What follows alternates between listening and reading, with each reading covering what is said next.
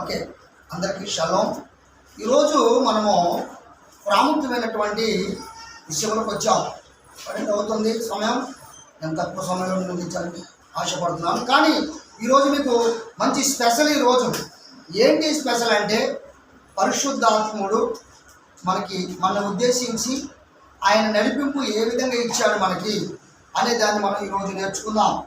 మరి ప్రపంచమంతటా పోయినటువంటి మార్చి నెలలోనే మరి ఏం చేశారు? పస్కా చేశారు. అంటే కొంతమంది అభిప్రాయం ఏంటంటే గుడ్ ఫ్రైడే, ఈస్టర్ అనే దాని మీద కొందరు చేశారు.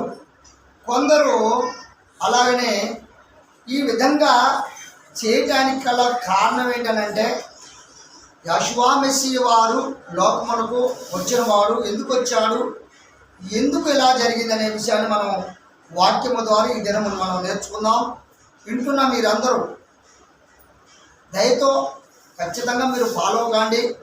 మీరు చాలామంది చూస్తున్నారు కానీ దాన్ని వెంటనే పూర్తిగా చూడట్లేదు. దీన్ని వినండి, ఆత్మీయ జీవితాన్ని పంచుకుందాం. పరిశుద్ధ గ్రంథములో వాక్యాన్ని నేర్చుకుందాం.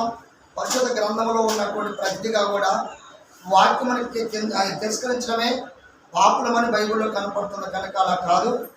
పస్కా ఈరోజు ఏంటనంటే పస్కా పండుగ. పస్కా పండుగ అంటే ఏంటి? ఫస్ట్ పస్కా అనగా ఇంగ్లీష్లో కొందరు ఏమంటారంటే పాస్ ఓవర్ అంటారు. పాస్ ఓవర్ అంటే దాటి అంటే పస్కా అని పడినమాట. పస్కా అంటే ఏంటి మరి ఇక్కడ అంటే, పస్కా అంటే పస్కా అనగా మరణమును దాటిపోవుట. ఎక్కడ మరణాన్ని దాటిండాడు? అక్కడ వారు ఎక్కడ మరణాన్ని గురించి చెప్పాడు ఆయనని మనం చూస్తే, అసలు పస్కా ఎప్పుడు చేయాలి, ఎలా చేయాలి? ఈస్టర్ అనేటువంటి మాట పరిశుద్ధ గ్రంథంలో ఎక్కడా లేదు. రైతు చాలామంది మన వాళ్ళు ఈస్టర్ గురించి చెప్తా ఉన్నారు. ఈస్టర్ పండుగ అనే మాట బైబిల్లో ఆత్మానుసారంగా ఏమన్నా అర్థాలు ఉంటే చెప్పుకొని పర్వాలేదు, కానీ మరణ దినానికి మాత్రము ఈస్టర్ అనే మాట కాదు. అక్షరాన్ని బట్టి మాత్రం చూపుతున్నారు కొన్ని, దాన్ని అంత మాత్రం సరైనది కాదు. రెండవది ఏంటంటే గుడ్ ఫ్రైడే అనే మాట కూడా కరెక్ట్ కాదు.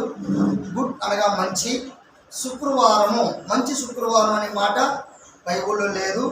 ఒక చోట మాత్రం బైబిల్లో విశ్రాంతికి పూర్వదినము శుక్రవారం అని ఉంటుంది. కావాలంటే పరిశుద్ధ గ్రంథంలో ఉంది, నాకు ఫోన్ చేయండి, మీకు రెఫరెన్స్లు మీకు చెప్పడానికి ఇష్టపడతా. తర్వాత విశ్రాంతి దినం గడిచిపోయిన తర్వాత ఆదివారం అన్నాడు. ఆదివారం ఈస్టర్ అని బైబిల్లో ఎక్కడా లేదు, కానీ పస్కా చేస్తున్నారు. పస్కా అంటే మరణాన్ని దాటిపోవుట. మరణం దాటిపోవుట అంటే ఇశ్రాయేలు ప్రజలందరిగా కూడా మరి ఐగుప్తు దేశంలో యాకోబు తన అంటే తన పిల్లలను ఎంట పెట్టుకొని ఐగుప్తు దేశంలో వెళ్ళుచున్నప్పుడు, అంటే వలస వెళ్ళుచున్నప్పుడు, అంటే ఎన్ని సంవత్సరాల ముందుగా వెళ్ళాడు? ఎన్ని సంవత్సరాలు వెళ్ళాడు అక్కడికి అంటే, ఆయన ఐగుప్తు దేశము పోయేటప్పటికి జనాభా మొత్తం టోటల్గా ఎంతమంది వెళ్ళారు? ఐడియా ఉందారా అమ్మా? ఐగుప్తుకు వెళ్ళేటప్పుడు అమ్మా, ఎస్, ఐగుప్తు దేశమునకు వలస వెళుతున్నప్పుడు 70 మంది మాత్రమే వెళ్ళారు. ఎన్ని సంవత్సరాలు నివాసం చేశారంటే 430 సంవత్సరములు. అది కాలంలో ఉంది స్పష్టంగా 430 సంవత్సరములు వారు నివాసము చేసినట్టుగా కనపడుతుంది. తర్వాత అక్కడ నుండి శ్రమ నుండి విడిపించుటే పస్కా. అక్కడ నుంచి ఎలుకలకు రప్పించడమే పస్కా, ఆచరించడం అనే దాన్ని పరిశుద్ధ గ్రంథంలో స్పష్టంగా రాయబడింది. ముందుగా వారు ఎప్పుడు బయలుదేరారు? యేసు ప్రభు వారు అనగా మెస్సీయ వారు మన పాప పరిహార నిమిత్తమై చిందింపబడుతున్నటువంటి ఆ యొక్క బలిదాన మరి చేయబడినటువంటిది ఎప్పుడు, ఎలాగా అని మనము గ్రంథంలో నుండి నేర్చుకుందాం. ప్రాముఖ్యంగా ఏంటంటే నిర్గమకాండము దయతో సహోదరు తప్పక మరి కొత్తగా మనం మంచిగా క్లియర్గా చదువుకోవాలి. బైబిల్లో నెలలో ఎన్నోసార్లు చెప్పాను, దయతో మరొక మాట చెప్తున్నాను. వీడియోలో పస్కా పండుగ గురించి 2 సందర్భాలు వస్తాయి నెలలతో కలిపి. కనుక అది మొదటి భాగం కాదు, ఒక్కొక్క దానికి ఒక భాగం. అంతేకాని ఇక్కడ పస్కా గురించి చెప్పాడు కదా, ఇక్కడ కాకుండా నెలల గురించి చెప్పాడు కదా, ఇక్కడ నూతన సంవత్సరం గురించి చెప్పాడు కదా అని అన్ని వీడియోలు మాత్రము ఒకటి కాదు, దాంట్లో అంశం వేరు. దీన్ని ఏమనాలంటే మొదటి భాగము, రెండో భాగము, మూడో భాగం అని చెప్పాలి. కనుక నేను అలా చెప్పకపోవడం వల్ల మీకు అర్థం కాకపోవచ్చు. దయతో మీరు అర్థం చేసుకుంటారని ప్రేమపూర్వకంగా దీన్ని మీకు తెలియపరుస్తున్నాను. మంచిది, చదువుకున్న ఒకసారి నిర్గమకాండము 12వ అధ్యాయము మరి రెండవ వచనం మొదటి నుంచి చదువుకున్నాయి. మోషే ఆరోనులు ఐగుప్తు దేశంలో ఉండగా యావే వారితో వెలాగు సెలవిచ్చెను. గమనించాలా, సంవత్సరాలు ఉన్నాయంట బైబిల్లో. నెలల్లో ఈ నెల మీకు మొదటిది, ఇది మీకు సంవత్సరమునకు మొట్టమొదటి నెల. ఇశ్రాయేలీల ఏమంట సర్వము అంటే ఇశ్రాయేలు గోత్రికులు ఎంతమంది ఉన్నారు మొత్తం కలిపి సర్వము అన్నాడు అనమాట. సర్వ సమాజం సర్వ సమస్త సమాజముతో ఈ నెల దశము నాడు అన్నాడు. ఇక్కడ దశము నాడు అన్నాడు. దశమ నాడు అంటే ఏంటి? ఇది మాట బాగా గమనించాలి. మనం పరిశుద్ధ గ్రంథములో వివరిస్తున్నటువంటి మాట నెలకి 2 విధానాలు మనకు కనపడతాయి. ఏంటి కనపడేది అని అంటే, ఒకటి మొదటి భాగం పరిశుద్ధ గ్రంథంలో అమావాస్య అని ఉంటుంది, కానీ బైబిల్లో అమావాస్య అంటే చీకటి. దేవుడు వెలుగమనగా వెలుగాయను, అది వెలుగు మంచిదన్నట్టుగా చూసి దానికి పగలని పేరు పెట్టడం. అది కనుమలు ముందున్నటువంటి చీకటి, ముందుగా ఉన్నటువంటి చీకటి అగాధ జములపై కమ్మి ఉండను, అక్కడ దేవుడు వెలుగమనగా వెలుగాయను అంటే ముందున్నటువంటి చీకటి. దాన్ని చూసి చీకటికి రాత్రి అని పేరు పెట్టడం. అస్తమయము అనగా చీకటి, ఉదయం అనగా వెలుగు. ఈ ఉదయం అనేటువంటి వెలుగు, చీకటి అనేటువంటి రాత్రి రెండు కలిస్తే 12 24 గంటలైతే ఒక దినము పరిశుద్ధ గ్రంథంలో తేటపరచబడుతుంది. అందుకు ఈ రోజు ఇక్కడ దశమ నాడు ఎలా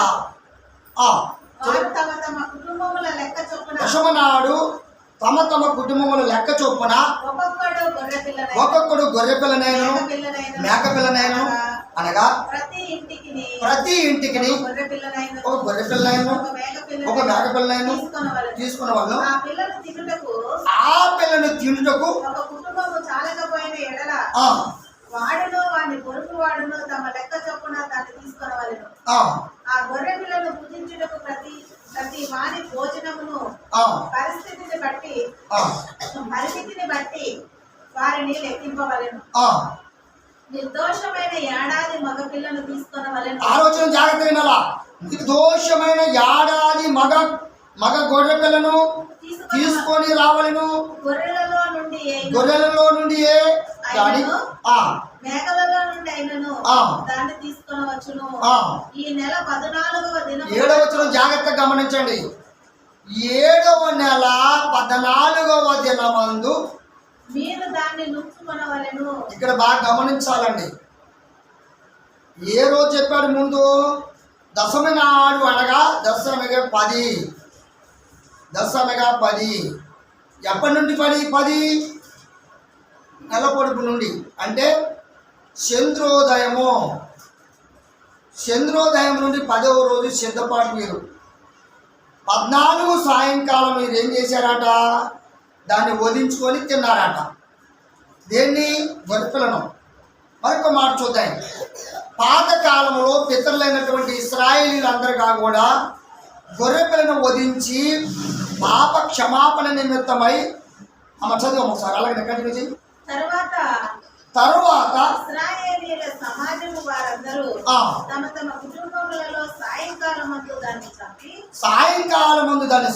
దాని రక్తము కొంచెము తీసి దాన్ని తిని ఇళ్ళ ద్వార బంధపు 2 నిలువు కమ్ముల మీదను. చూసారా? ఇళ్ళ ద్వారబంధ నిలువు కమ్ముల రెండును, పైకమ్మి మీదను పైకమ్మి అనగా పై భాగంలో ఉన్న పైకమ్మికి 3, చల్లి ఈ 3టికి రక్తపు గుర్తులు పెట్టారట. ఆ ఆ రాత్రియే వారు అగ్ని చేత కాల్చబడిన ఆ ఆ మాంసమును ఆ పొంగని రొట్టెలను తినవలెను. ఆ చేదు కూరలతో దాన్ని తినవలెను. ఇక్కడ బాగా ఆగుదాం, ఒక మాట ఆగుదాం. గమనించాలి. ఇక్కడ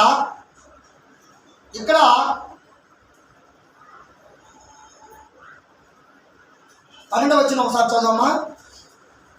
ఆ రాత్రి 12వ వచనం, అందులోనే 12వ వచనం. నేను ఐగుప్తు దేశమందు ఆ రాత్రి నేను ఐగుప్తు దేశమందు సంచరించి ఐగుప్తు దేశములందరి మనుషులలో గాని జంతువులలోనే గాని తొలి సంతతి అంతయు హతము చేసి తీర్పు తీర్చెదను. నేను యావేను మీరున్నటువంటి ఇండ్ల మీద ఆ రక్తము మీకు గుర్తుగా ఉండును. నేను ఆ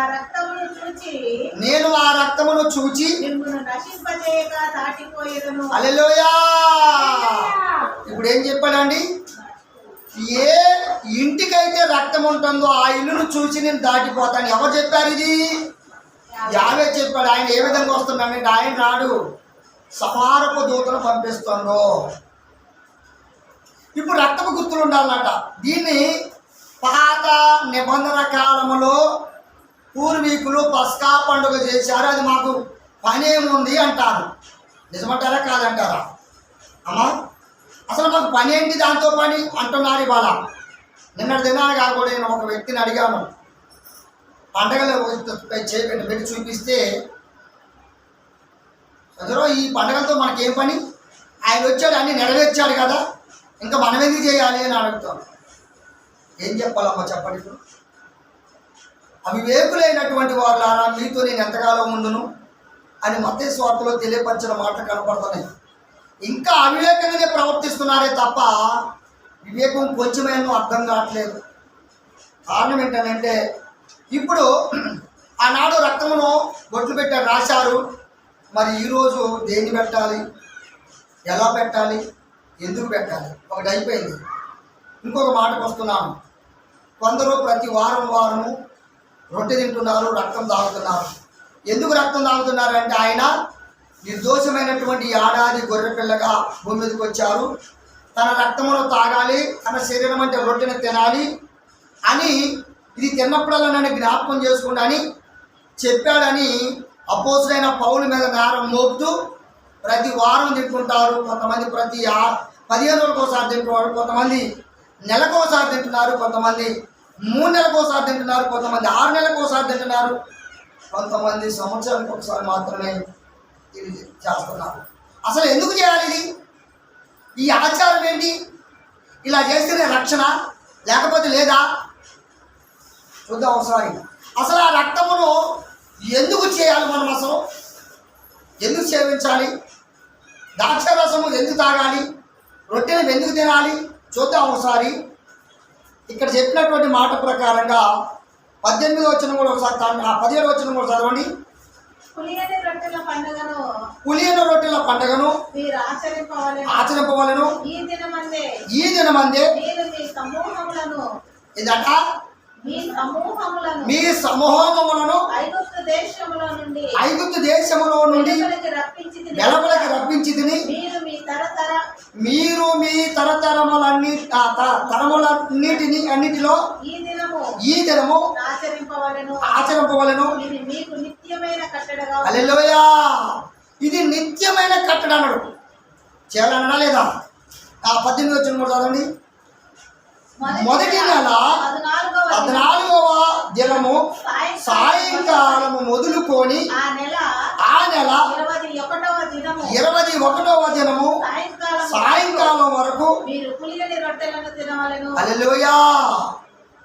చాలండి, వారం రోజులు పులియని రొట్టెలు తినాలి. పులియనది పులిసింది కాదు, పులియనది.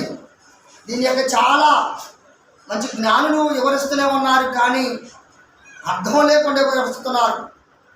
దీనికి మొదలాశ ఎవరు లేకుండా వివరిస్తున్నారు. కొంతమంది రక్తమును గురించి నానా విధాలుగా చెప్తున్నారు.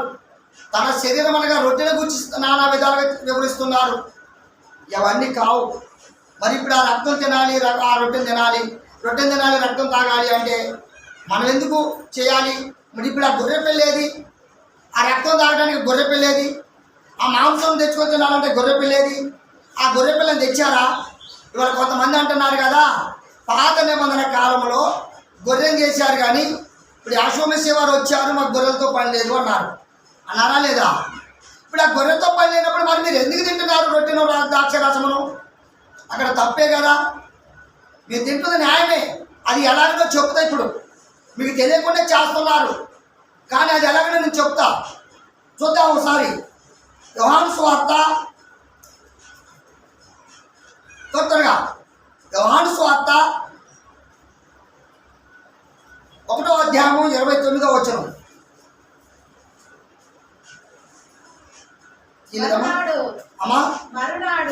మరునాడు యోహాను యెషువా తన యొద్దకు రాగా చూచి ఇదిగో లోక పాపములను మోసుకొని పోవు దేవుని యొక్క గొర్రె పిల్ల. నా వెనక ఒక మనుషుడు వచ్చున్నాడు. ఆయన నాకంటే ప్రాముఖుడు కనుక ఆయన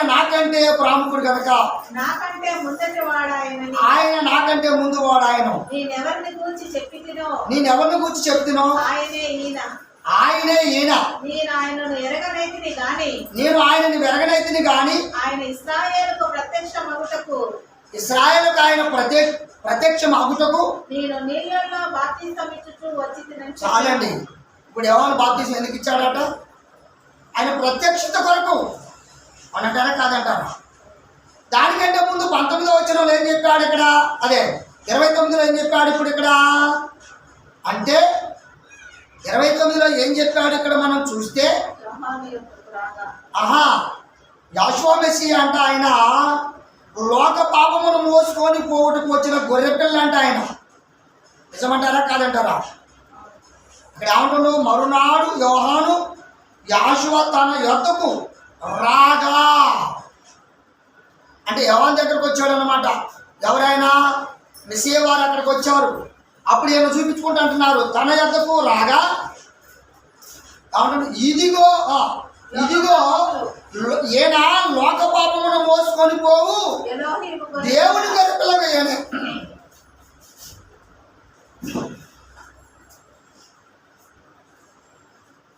ఏమంటాడండి? ఏమంటాడు మీరు చెప్పండి.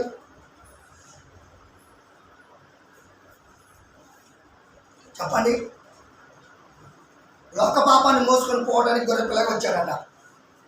అమ్మా అయ్యా బాగినారు మీరు. ఇప్పుడు లోక పాపమును మోసుకొని పోయే గొర్రెపిల్ల ఎవరు?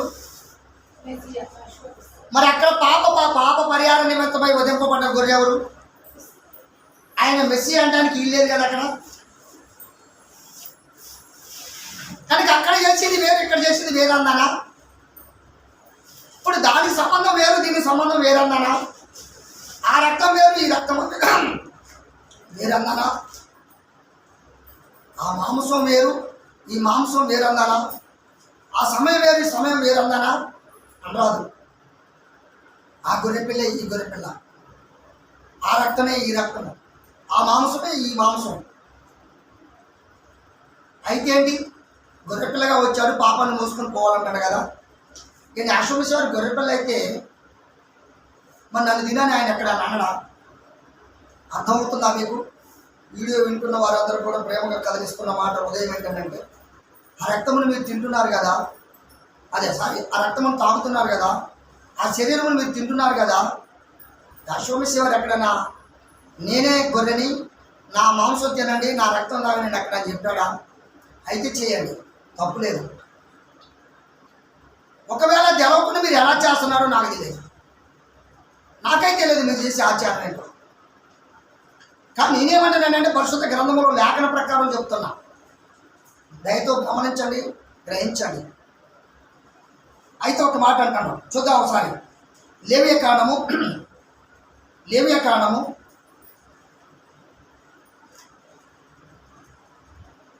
చూసారా?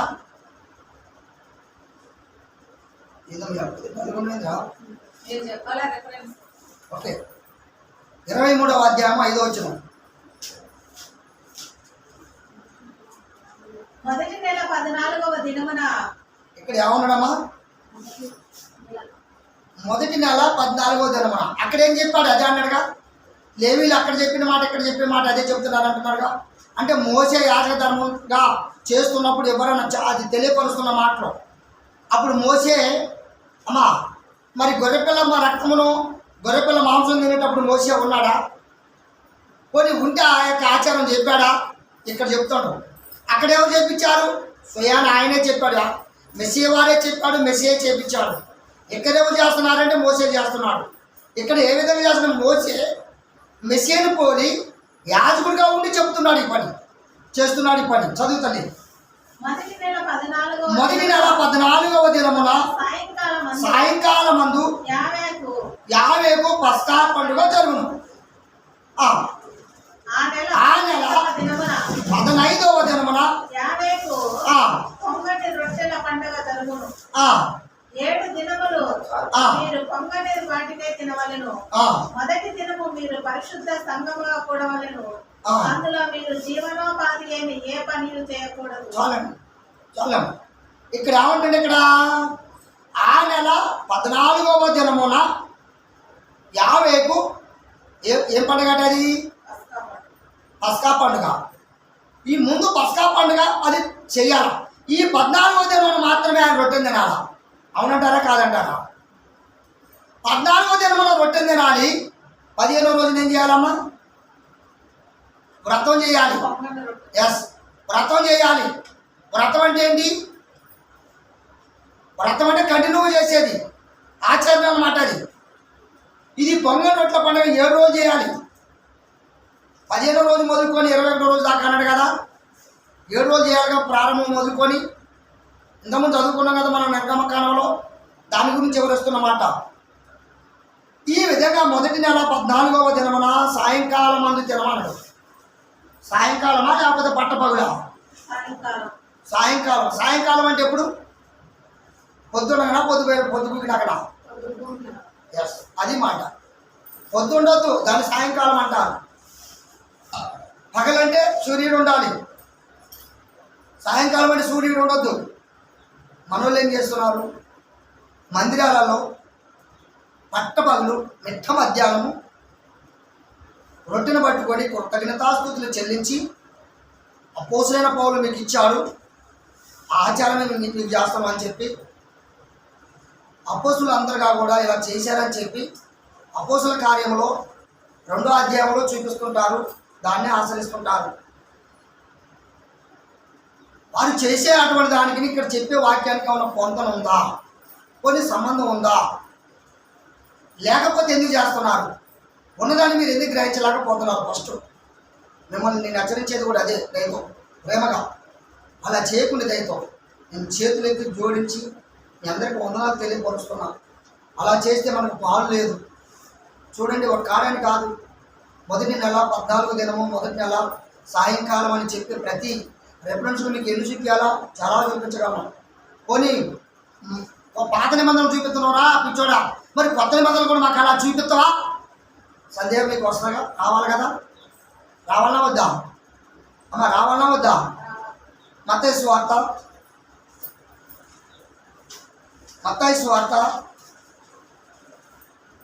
26-20 వచ్చిన చదవండి ఒకసారి. 26-20 వచ్చిన.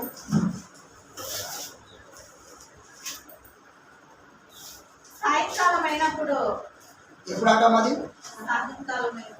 సాయంకాలం అంటే చీకటి పడుతున్న సమయంలో. సాయంకాలం అయినప్పుడు ఆయన 12 మంది శిశువులతో కూడా భోజనమునకు కూర్చున్నాను. వారు భోజనమును చేయించుండగా ఆయన మీలో ఒకడు నన్ను అప్పగించునని మీతో నిశ్చయముగా చెప్పుచున్నానని. చాలు, ఇదంతా సందర్భం ఇంకా కిందకి బాగా అర్థమవుతుంది. 20వ వచనం చూస్తే ఏముంది అక్కడ? సాయంకాలమైనప్పుడు అన్నాడు ఆయన. ఎవరెవరితోని? 12 మంది శిశువులతో కూడా కూర్చొని ఒక ఇంట్లో పస్కాను ఆచరించడానికి కూర్చోడు. అవునంటారా కాదంటారా? నేను జాగ్రత్తగా లయం చెప్తున్నా, క్రమం చెప్తున్నా. ఆది మరి ఇశ్రాయేలు ప్రజలు మొదలుకొని అపోస్తులు చేసిన క్రమం కాలం మొదలుకొని నేటి వరకు చేయవలసిన బాధ్యత చెప్తాను మీకు. మీకు ఇష్టమైతే ఆశీర్వాదం కావాలంటే నాతో పాటు మీరు ఏకీభవించండి. మీకు ఒకవేళ మరి ఆయన ఆశీర్వాదం వద్దనుకుంటే నేనేం చెప్పలేను మీకు. మాకు వాళ్ళు చేయకపోతే మీకు వచ్చిన సుఖమేం లేదు. పోనీ నష్టమైతే ఆత్మీయ నష్టం ఉండొచ్చాం కానీ లాభం అయితే లేదు. అదేవిధంగా ఇక్కడ అంటున్నటువంటి మాట ఏంటంటే, మరి మరొకసారి చూసుకుందాం మనం. ఇక్కడ చూద్దాం 25వ వచనం చూడండి. ఆయనను అప్పగించిన యోధా బోధకుడా ఎందుకు ఇక్కడికి జంప్ అయినామంటే, ఆ రాత్రి కూర్చొని ఆయన సంభాషణ చేస్తున్నప్పుడు మీరు నన్ను ఒకరు పట్టిస్తున్నారు అన్నప్పుడు ఒకరొకరు నేనా అనుకుంటున్న సందర్భం అనమాట. ఇక్కడికి వచ్చేవారికి 25 ఏమంటాడు? నువ్వన్నట్టే బోధకుడా అని వివరించాడు. తర్వాత వారు ఏ భోజనము? పస్కా భోజనం చేస్తున్నారు. తినే భోజనం కాదు ఇక్కడ. వారు భోజనము చేయించుండగా యెషూవ ఒక రొట్టెను పట్టుకొని దాన్ని ఆశీర్వదించి విరిచి తన శిశువులకు ఇచ్చి, మీరు దీన్ని తీసుకొని తినుడి. హల్లెలూయా. ఇదేంది? ఆనాడు ఇశ్రాయేలు ప్రజలందరూ కూడా ఏం తిన్నారు? ఏం తిన్నారమ్మా? చెప్పండి దయతో. ఏం తిన్నారు ఆ రోజు? గొర్రెపిల్ల మాంసం తిన్నారు. గొర్రెపిల్లను వధించుకొని కాల్చుకొని మాంసం తిన్నారు. ఏమండి? ఇప్పుడు యేసు అంటే యెషోమెస్సీవారు అంటే మెస్సేవారు ఏమంటాడు? మెస్సేవారు ఏమంటాడు? ఇది నా శరీరం తినండి అంటాడు. ఆనాడు గొర్రెపిల్ల మాంసానికి ఈయన శరీరానికి సంబంధం ఉందా? ఏమా అంటే గొర్రెపిల్ల మాంసం అని చెప్పుకుంటూ వచ్చారు కదా. పోనీ ఈయన శరీరం ఇక్కడ రొట్టె అవుతుంది. ఒకవేళ రొట్టె అయితే మీరు ఎలా తినాలా, ఎందుకు తినాలి, ఆ వివరణ కూడా రావాలి కదా. ఆ వివరణ తెలవకుండా మనం తింటే నిర్దోషం అవుతాం కదా. అదేవిధంగా ఆయన మళ్ళీ అలాగే చదవమా 28 వచ్చాము. ఇది నా రక్తము అనగా పాప క్షమాపణ నిమిత్తము అనేకుల కొరకు చిందింపబడుచున్న నిబంధన రక్తము. చాలండి. అనేకుల పాప పరిహార నిమిత్తమై నా శరీరం నుండి చిందింపబడుతున్నటువంటి యొక్క నిబంధన రక్తం అన్నాడు. తర్వాత ఏమన్నాడమ్మా? నా తండ్రి రాజ్యములో మీతో కూడా నేను ఈ ద్రాక్షారసము కొత్తదిగా త్రాగు దినము వరకు. ఇక్కడ మీరు ఏదైతే చేస్తున్నారో అది కాదు. నేను నా తండ్రి రాజ్యములో, అనగా రాజ్యం అంటే దేవుడు రాజ్యం అంటే ఎక్కడ ఉంది? మన మధ్యలోనే ఉంది. బాగా గమనించాలి మీరు. దేవుడు రాజ్యం అంటే ఎక్కడో చనిపోయిన తర్వాత ఆకాశం మీద ఉంది, ఆకాశం పక్కన ఉంది, ఆకాశం సైడ్ ఉంది, ఆకాశం లోనుంది. బ్రహ్మ మాత్రము చెప్పుకోవచ్చు కానీ అది కాదు. మన మధ్యలోనే ఉంది దేవుడు రాజ్యము. దేవుడు ఇప్పుడు ఎక్కడ ఉన్నాడు? మన మధ్యలోనే ఉన్నాడు. మన మధ్యలో ఉన్నటువంటి ఎట్లా చెప్తున్నావు నువ్వు? మత్తయి సువార్త 18 చదవకండి. 18వ అధ్యాయము 4వ వచనంలో ఉంది అక్కడ. అందుకొరకు దేవుని రాజ్యం మన మధ్యలో ఉన్నప్పుడు ఇక్కడ ఏమంటాడో, దేవుని రాజ్యములో మీతో పాటు నేను కొత్తగా ఉండి వరకు అంటే ఏంటి అర్థం? ద్రాక్ష పళ్ళను వాళ్ళు స్వయంగా తెచ్చి దాన్ని తయారు చేయాలంట. తన స్వాస్థాలతో తయారు చేయాలంట. కొత్తగా చేయాలి, అది తాగాలి. తర్వాత ఏమన్నాడమ్మా? 28 ఇది నా రక్తము. చదివ కరెక్ట్. 20 నా తండ్రి రాజ్యములో మీతో కూడా నేను ఇది ఎప్పుడైనా కొత్తగా ఉండినట్లే నా తండ్రి రాజ్యంలో మీతో పాటు తాగుతా అంటాడు. ఇక్కడ ఆగుదాయి. ఇప్పుడు మన మధ్యలో ఉన్నాడా అమ్మా? అందరు తలకాయలు చెప్పండి. ఇప్పుడు మన మధ్యలో ఉన్నాడా అమ్మా? తలకాయ ఊరు కాదు, ఆ నోతో చెప్పండి. ఎందుకంటే అక్కడ వీడియో వింటున్నారు, వినేవారికి అర్థం కావాలా? ఏమంటే ఎట్లున్నాండి? ఇప్పుడు మనతో ఉన్నాడా? సైకిల్ వద్దు, ఒక్కళ్ళు చెప్పండి. ఎప్పుడు చెప్పినా ఉన్నారా? సింగర్ ఉన్నారు. ఎలా ఉన్నాడు? ఉంటే ఎలా ఉన్నాడు? వాక్యమై ఉన్నాడు అంతే. మనతో పాటు ఆత్మీయంగా ఉన్నటువంటి వ్యక్తి మెస్సీ వారు కొత్తగా చేస్తున్నప్పుడు, దాన్ని చేపిస్తున్నప్పుడు మనతో ఆయన ఉన్నట్టా లేనట్టా? అంటే దేని కొరకు మనం చేయాలి? ఆయనతో పాటు పాలువారు అవునట్లుగా పాప క్షమాపణ నిమిత్తమై మనం దాన్ని చేయాలి. అంతేనా కాదా? లేకపోతే చేస్తే కుదరదు. అవునంటారా కాదంటారా? అయితే ఇక్కడ ఒక మాట అన్నాడు. ఈ విధంగా చెప్పడం అనే కాదు, కానీ మనం ఇంకే విధంగా చెప్పాలి? చెప్పిన మాట చూద్దాం ఒకసారి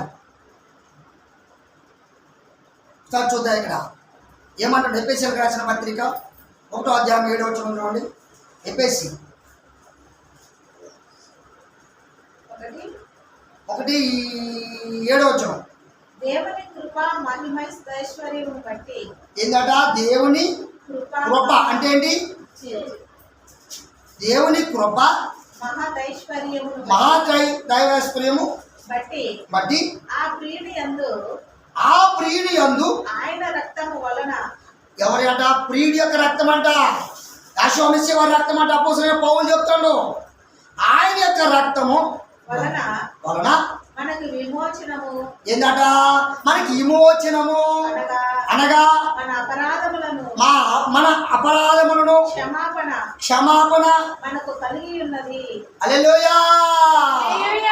ఆయన శరీరము ద్వారా, రొట్టె ద్వారా, ఆయన రక్తము అనగా ద్రాక్షారసము ద్వారా అనగా అపరాధము క్షమింపబడి ఉన్నదంట. అవునా కాదా?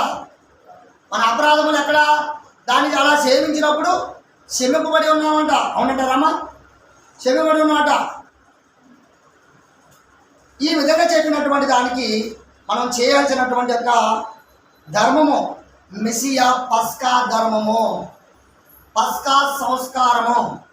ఈ సంవత్సరములో యేసు మెస్సీ వారు దినములు లెక్కించి చెప్పినప్పుడు, సంవత్సరములు లెక్కించి చెప్పినప్పుడు ఇక్కడ భూమి మీద ఉన్నటువంటి అనేకమైన వర్గాలుగా మిగిలి బైబిల్లో ఒక మాట చెప్పాడు. చంద్రోదయం కాకుండా నెల ప్రారంభం కాదు. గమనించాలి మీరు. ఒక ఆయన అంటాడు, చంద్రోదయం అయినాక నాట 24 గంటలు గడిస్తే అప్పుడు చంద్రోదయం లెక్క ఎత్తరాట. అయితే అట్లా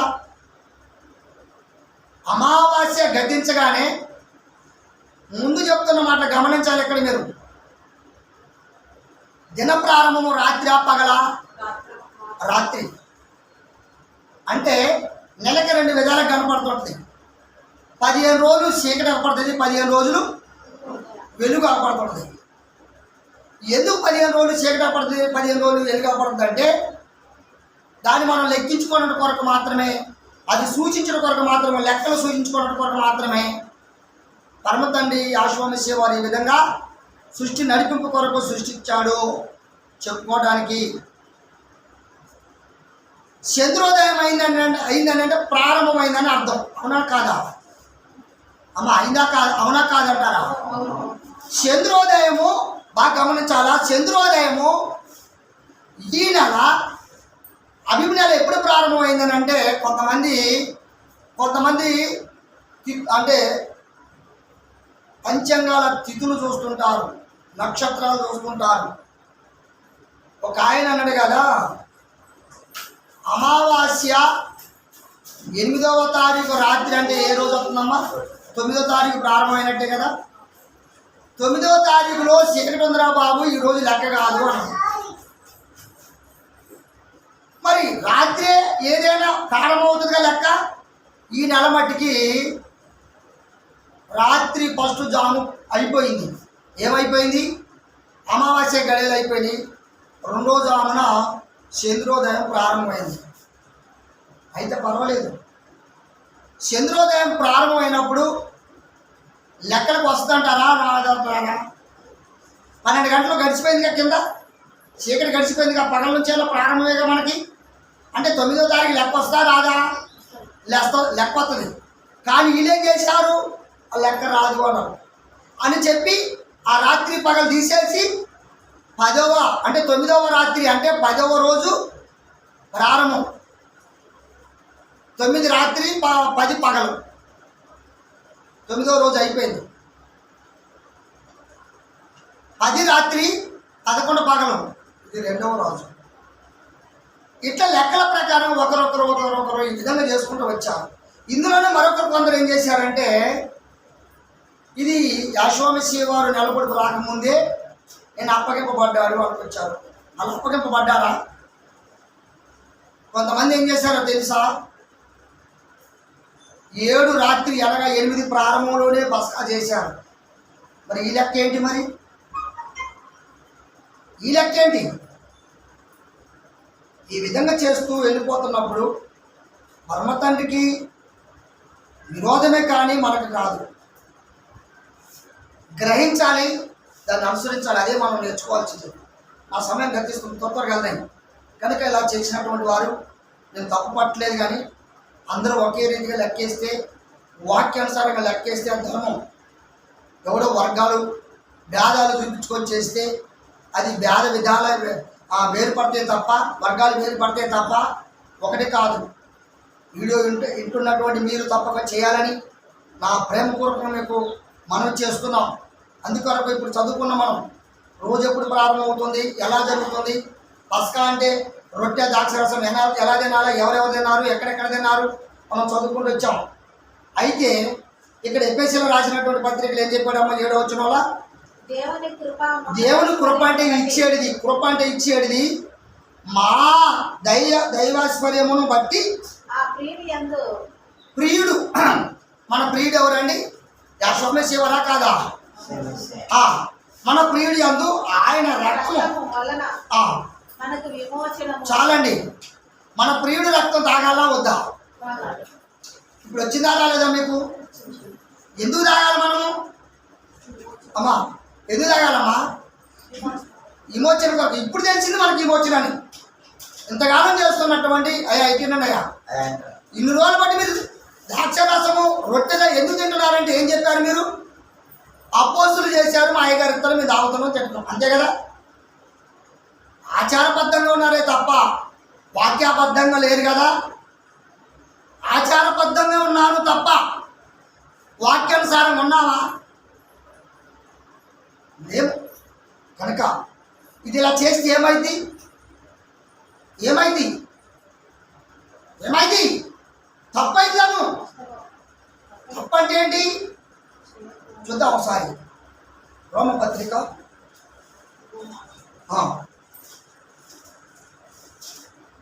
6వ అధ్యాయం 6వ వచనంలోని,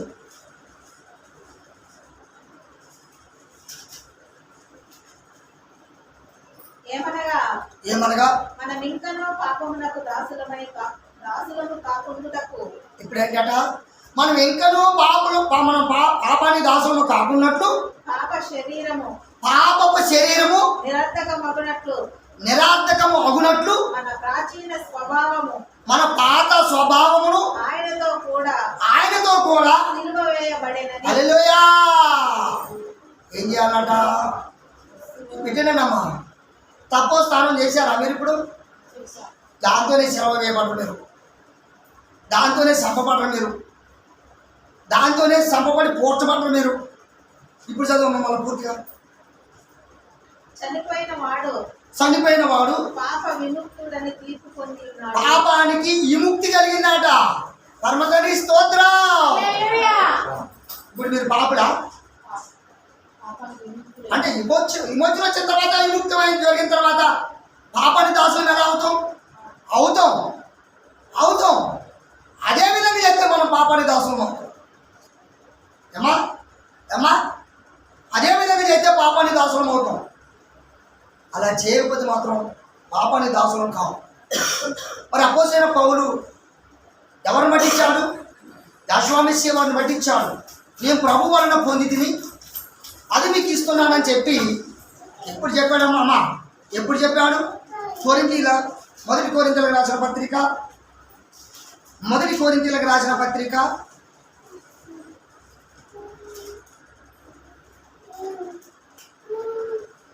11:19 చదువు.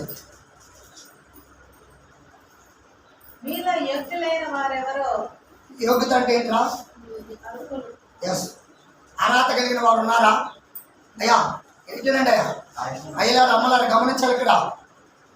అయ్యలారా అమ్మలారా వాక్యం చెప్తున్న గమనించాలి మీరు. మీలో యోగ్యత, మీలో యోగ్యత, అర్హత. బైబిల్ మనం పడుతున్నామంటే కాదు, బైబిల్ చెప్తున్నామంటే కాదు, బైబిల్ పడుతున్నామంటే కాదు, బైబిల్ చెప్తున్నామంటే కాదు. మనకి ఎలా అర్హత ఉంది? అర్హత అంటే ఏంది? హక్కు. అంతేనామా? అంతేనా? అర్హత అంటే హక్కు. ఏ హక్కు ప్రకారం చెప్తున్నావు నువ్వు? పరిశుద్ధ గ్రంథం పట్టుకొని బోధించగానే నువ్వు హక్కుదారువా? ఆయన పాత స్వభావం, నువ్వు ధరించుకున్నటువంటి పాప స్వభావం చంపబడాలి, ఆచారం చంపబడాలి, పాత విశ్వాసం చంపబడాలి, పాత నడవడిక చంపబడాలి. చదువుతుంది.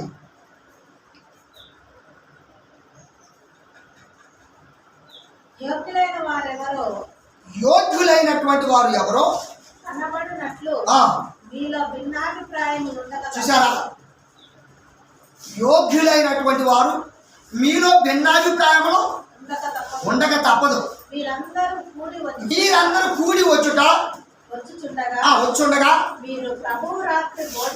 మీరు ప్రభు రాత్రి భోజనం అంటే ఏంటి? ఇప్పుడు ఇక్కడ ఆయన శిశువులకు ఇచ్చాడు కదా, బతికొండగా ఇచ్చాడా, చనిపోయి ఇచ్చాడా? బతికొండగానే ఆయన చంపడానికి అందరూ శాస్త్రుల పరిచయాలు అనేక రీతిగా ఆయన ఆలోచించి చంపుదాం అనుకున్నప్పుడు మాయోపాయం చేత మరి పట్టుకొని చంపుదాం అనుకుంటా ప్రజలు అల్లరి కలిగిద్దామని ఆగారట. ఆ రాత్రి 14 సాయంకాలము ఆయన కార్యం చేశాడు. ఆచరిస్తున్న వాళ్ళారా జాగ్రత్త, ఆచరిస్తున్న వాళ్ళారా గమనించండి దయతో. సాయంకాలము ముద్రుకొని శిశువులకు ఇచ్చే ఆచారము, యశ్వని సేవరించిన ఆచారము అపోస్తలుడైన పౌలు చేశాడు. పౌలు చేసిన ఆచారము వాక్యానుసారం మీకు వద్దా? మనం పొందాలంటే ఎలా పొందాలి? అమ్మా, బాప్తిస్మే తీసుకున్న వాళ్ళే పొందాలంటారు కదా, దానికి అర్థం వచ్చిందా రాలేదమ్మా? వచ్చిందా రాలేదా? అది కూడా ఎలా తీసుకోవాలంట? కొత్తదిగా సంవత్సరానికి ఒకసారి మాత్రమే, అవునా? మరి వారం తీసుకుంటే ఏమైంది? 15 రోజులకు ఒకసారి తీసుకుంటే ఏమైంది? శాపగ్రస్తులు అన్నాడు. ఏం చెప్పాడు రోమపత్రికలో? పాత స్వభావంతో ఉండినటువంటి దాన్ని సంపేటి తీసేయండి అన్నాడు, పాత పద్ధతులు తీసేయండి అన్నాడు. ఆయనతో పాటు సెలవేయబడ్డవారు అన్నాడు, ఆయనతో పాటు మనం చంపబడ్డవారు అన్నాడు. చదువుతా అలాగే చదువురా. ప్రభు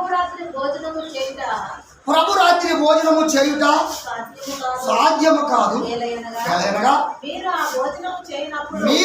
మీరు ఆ భోజనము చేయనప్పుడు ఒకరికంటే ఒకడు ముందుగా తన మట్టుకు తాను భోజనము చేయుచున్నాడు. ఇందువలన ఒకడు ఆకలితో అలమటిస్తున్నాడు, చూడండి. ఆకలి అంటే ఏ ఆకలి? దాహం అంటే ఏ దాహం? గమనించాలా? ఆత్మీయ ఆహారము, ఆత్మీయ దాహం గమనించండి ఇక్కడ. ఆ తర్వాత ఇది ఏమి? అన్నపానములు పుచ్చుకున్నట్టుకు మీకు ఇల్లు లేవా? దేవుని సంఘమును తిరస్కరించి మీరు చేసే ఆచారాలు, మీరు చేసే క్రమాలు, మీరు చేసే పద్ధతులు దేవుని సిగ్గుపరుచుకునే సంగతి మర్చిపోయారా? మీతో నేను ఏం చెబుతును? దీనిని గూర్చి నేను మెచ్చుదునా? మెచ్చను. నేను మీకు అప్పగించిన దాన్ని ప్రభువు వలన నేను పొంది తిని. ప్రభువైన యాషువా తాను అప్పగింపబడిన రాత్రి ఒక రొట్టెను ఎత్తుకొని కృతజ్ఞతాస్తుతులు చెల్లించి దాన్ని విరిసి, ఇది మీ కొరకైన నా శరీరము, నన్ను జ్ఞాపకం చేసుకున్నటకై దీన్ని మీరు చేయుడని చెప్పాను. ఆ ప్రకారమే భోజనమైన పిమ్మట తన పాత్రను ఎత్తుకొని కొత్త నిబంధన మీరు దీనిలోనిది త్రాగునప్పుడెల్లా నన్ను జ్ఞాపకము చేసుకొనుటకై దీనిని చేయుడని చెప్పాను. చాలమ్మా. మరి ఎట్లా చేయాలా? ఏం చేయాలి జ్ఞాపకం చేసుకోమన్నాడు కదా. అమ్మా ఎన్ని చేయాలంటే ఇది విశ్వాసం కొరక చెప్పండి. విశ్వాసం తప్పిపోకుండా ఉండడం కొరకు అనేది కాదు. దీన్ని నేను మీ కొరకు వచ్చాను, మీ కొరకు ఇలా చేశానని జ్ఞాపకం చేసుకోండి. అలా మీరు సంవత్సరానికి ఒకసారి నన్ను గుర్తు చేసుకోండి అన్నాడు. అమ్మ అంతేనా? గుర్తు మాత్రమే కానీ ఆత్మీయ మరి ఎన్నో చెప్తుంటారు, కానీ దాంట్లో అర్థం ఎంతో సత్యం ఎంతో గ్రహించాలా. చెప్పువారు వినువారు కూడా. అమ్మ చదవండి ఒకసారి యోహాను సువార్త 13వ అధ్యాయము.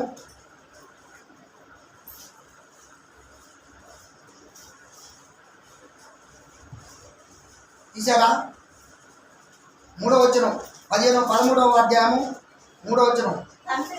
తండ్రి తన చేతికి సమస్తమును అప్పగించనని దాని ఎలోహిము వద్ద నుండి బయలుదేరి వచ్చినని ఎలోహిము వద్దకు వెళ్ళవలసిన ఉన్నదని దాన్ని పెరిగి భోజన భక్తిలో నుండి లేచి ఆయన పై వస్త్రం ఒకటి అవతల పెట్టి ఒక తువాల తీసుకొని అంతట పల్లెములో నీళ్లు పోసి శిష్యుల పాదములు కడుగుటకును దాన్ని కట్టుకొని ఉన్న తువాలుతో తుడుచుటకును మొదలు పెట్టాను.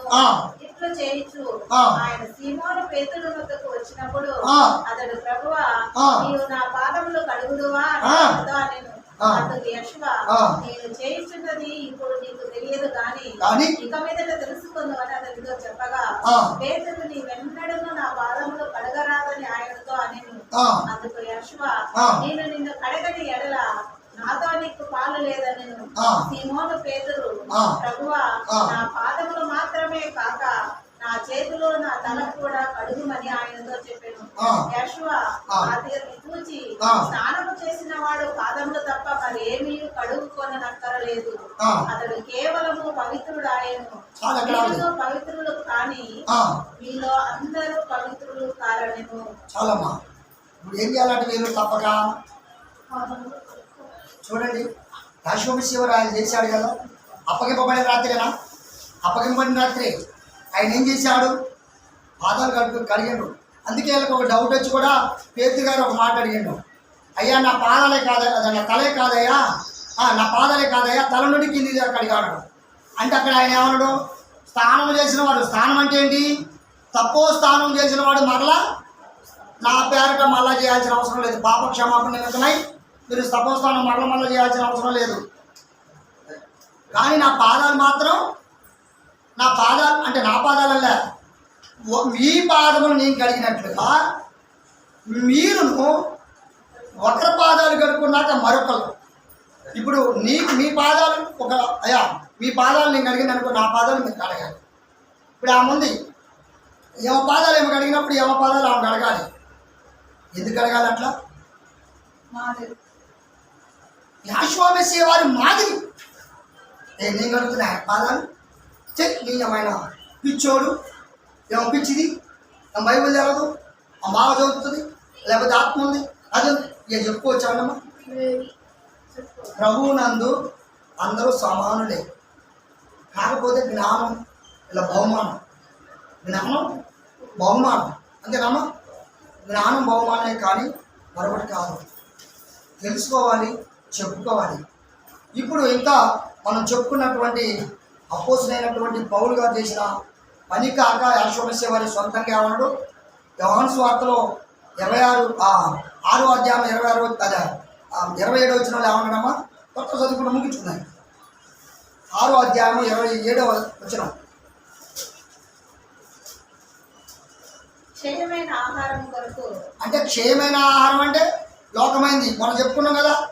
క్షయమైన ఆహారం కొరకు కష్టపడద్దు కానీ నిత్య జీవం కలగజేయు అక్షయమైనటువంటి ఆహారం కొరకు కష్టపడదు. మనుష్య కుమారుడు దానిని మీకు ఇచ్చును. ఇందుకై తండ్రి అయిన ఎలోహిము ఆయనకు ముద్ర వేసి ఉన్నాడని చెప్పాను. చాలు. 50 నుంచి చదవమ్మా.